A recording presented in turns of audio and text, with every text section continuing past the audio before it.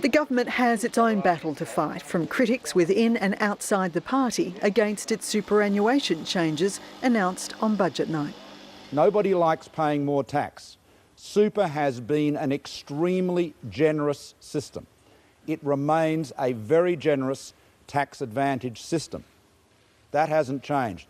For people on very high incomes and people with very large balances, it is not quite as generous as it used to be, and they are being required to pay some tax. But 15% is a lower rate of tax than any of you pay, any Australians pay on their own personal incomes. 15% remains a very concessional tax rate.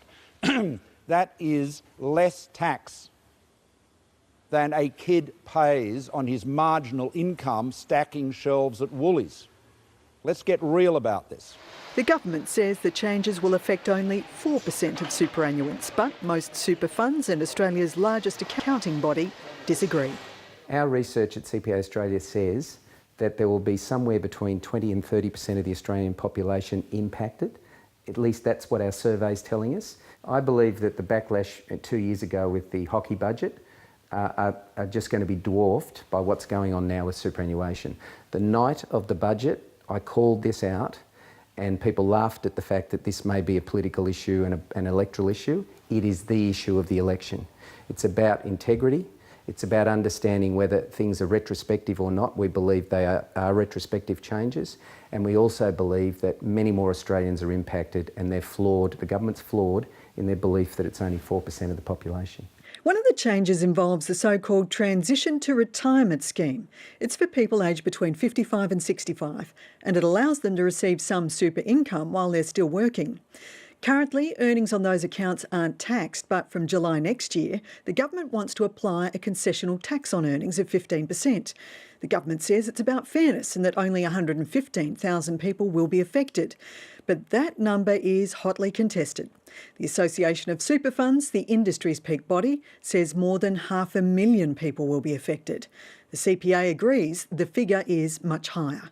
We don't believe this is just going to affect the wealthy. We believe there's a much larger population that's impacted. And the reason for that is people are planning for their retirement. They've been trained to do so. Keating introduced it, Costello endorsed it, and all of a sudden the rules have changed. Late today, the Association of Super Funds published new figures based on an analysis of information from the Tax Office and the industry regulator. The association says it believes 9% of superannuants will be worse off, but that 30% will be better off because of the policy changes. In an attempt to hose down concern, the Cabinet Secretary Arthur Sinodinos yesterday said if the government won the election, it would consult about implementing the changes. But the Prime Minister says the policy stands. What Arthur was referring to was that there is always consultation about the details of the drafting. But the policy, the substance of it, the economic substance of it, that is all settled, that's in the budget, and that's our policy. Mr Turnbull should get the message. Please, Mr Turnbull, do not upend superannuation arrangements. People they don't want surprises in superannuation. The Chief Executive of CPA Australia, an offshoot of one of the world's largest accounting agencies, warns the backlash could be fierce come election day. I believe this will be the issue, that people will go to the ballot box and make their decision with their pencil on how they feel about the certainty of their future savings.